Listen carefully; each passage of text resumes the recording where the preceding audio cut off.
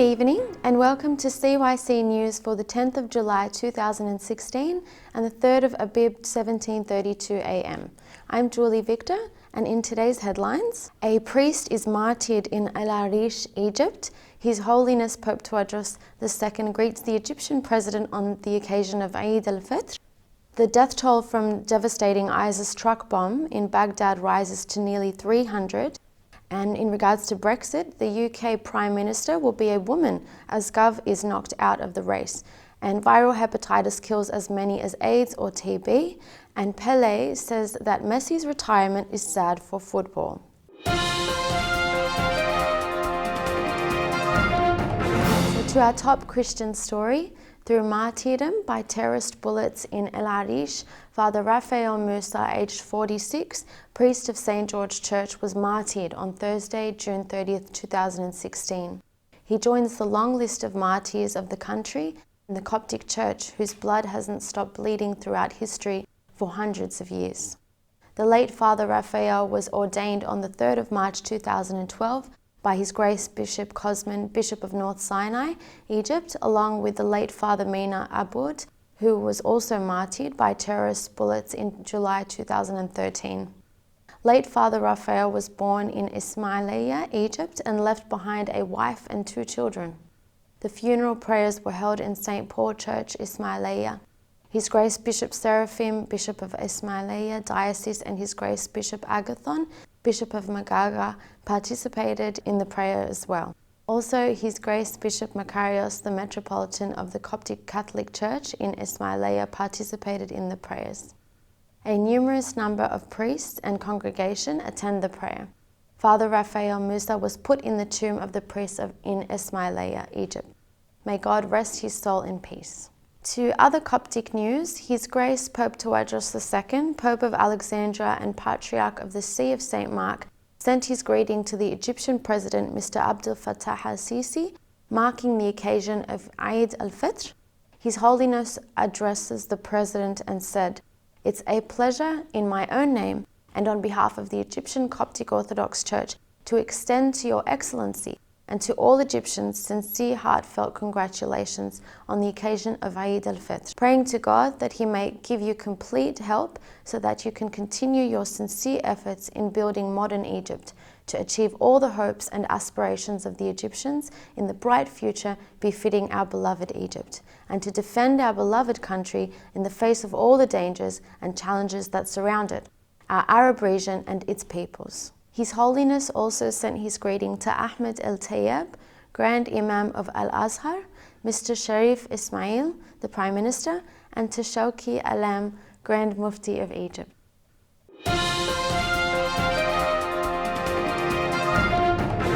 Over to Baghdad for updates regarding one of the most deadliest terrorist attacks. The death toll from a devastating ISIS truck bomb in Baghdad has risen to 292 after dozens more of the wounded succumbed to their injuries, according to Iraqi officials. Spokesman for the Iraqi Ministry of Health, Ahmed Al-Radani, confirmed a further 200 people were injured in the attack.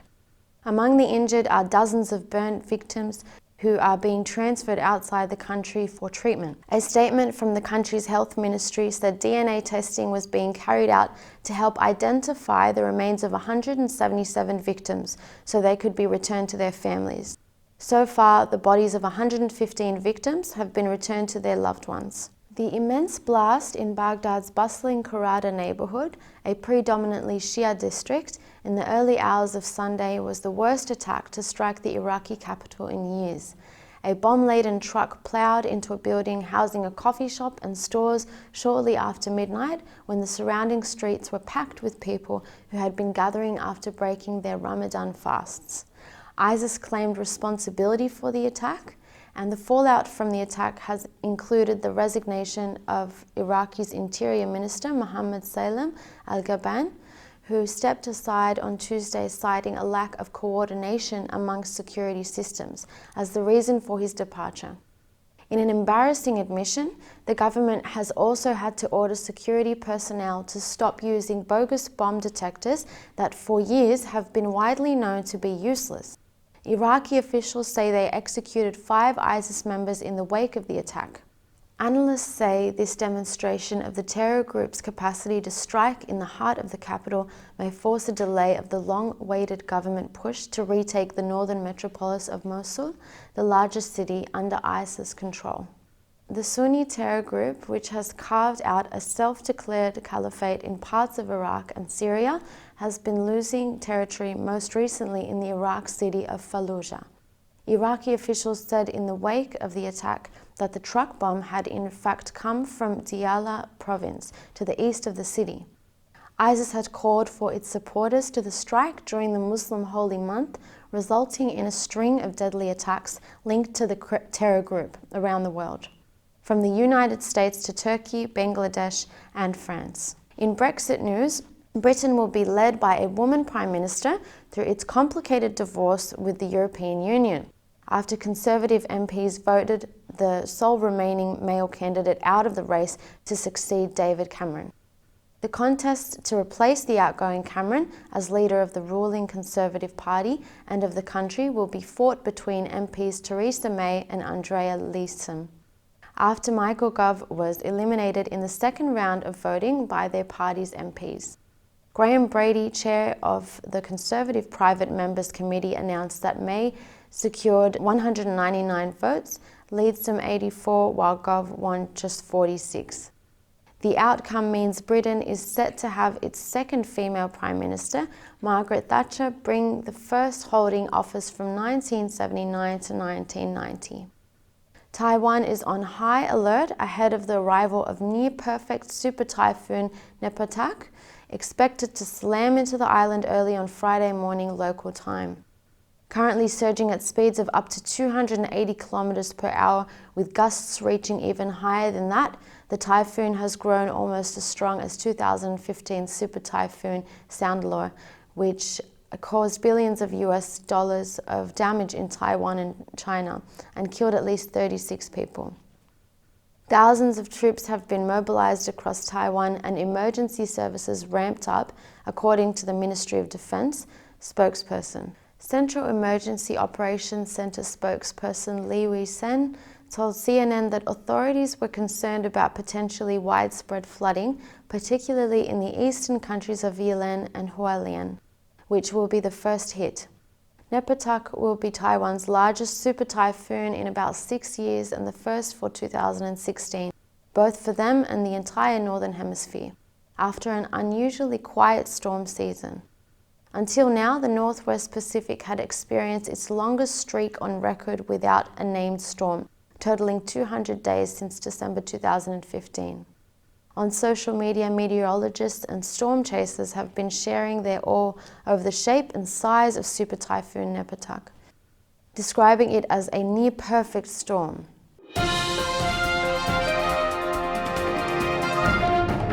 The Israeli government has approved the construction of hundreds of new housing units in West Bank settlements and neighborhoods in the eastern part of Jerusalem, the Prime Minister's office confirmed to CNN. Of those settlements, 560 will be built in Ma'ale Adumim, which is already one of the largest settlements in the West Bank. Another 240 will be built in Jerusalem in neighborhoods that Israel says are Jewish, but Palestinians claim as the future capital of a Palestinian state in the eastern part of the city. UN Secretary General Ban Ki-moon, the European Union and others in the international community consider settlements illegal and say that they are counterproductive to achieving a two-state solution, claims which Israel rejects. A handful of leaders and organizations have criticized the most recent decision to build more settlements in Ma'ale Adumim. Ban said that this raises legitimate questions about Israel's long-term intentions, which are compounded by continuing settlements of some Israeli ministers calling for the annexation of the West Bank. Former British Prime Minister Tony Blair says going to war in Iraq was the hardest, most momentous and agonizing decision he took during his decade in power. Newly declassified letters Blair sent to President George W. Bush reveal his soul-searching in the lead-up to war during the 2003 invasion and as Iraq descended into chaos. The correspondence released as part of the Chilcot report into Britain's role in the Iraq War is one-sided.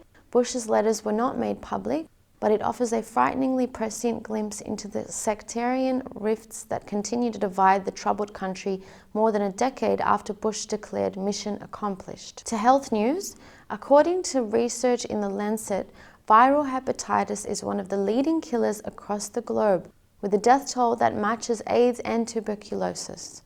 The report estimates that hepatitis infections and their complications led to 1.45 million deaths in 2013, despite the existence of vaccines and treatments. World Health Organization data shows there were 1.2 million AIDS-related deaths in 2014, while TB led to 1.5 million deaths.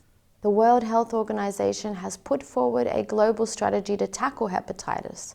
Researchers say these plans must be put into action urgently to tackle the crisis. Viral hepatitis refers to 5 different forms of virus known as A, B, C, D, and E.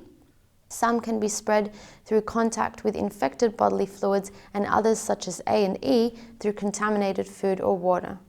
Most deaths worldwide are due to B and C, which can cause serious liver damage and predispose people to liver cancer. But because people don't always feel the symptoms of the initial infection, they can be unaware of the long-term damage until it's too late. Scientists from Imperial College London and the University of Washington examined data from 183 countries collected between 1990 and 2013. They found the number of deaths linked to viral hepatitis rose by more than 60% over 2 decades, partly due to a growing population. Deaths from diseases such as TB and malaria have dropped. Dr. Graham Cook of Imperial College London described the findings as startling. He said, although there are effective treatments and vaccines for viral hepatitis, there is very little money invested in getting these to patients, especially compared to malaria, HIV, AIDS, and TB. We have tools at our disposal to treat these diseases. We have vaccines to treat hepatitis A and B, and we have new treatments for C. However, the price of new medicines is beyond the reach of any country, rich or poor. The World Health Organization put forward a hepatitis strategy in May 2016 and includes targets to reduce new cases of hepatitis B and C by 30% by the year 2020, alongside a 10% reduction in mortality.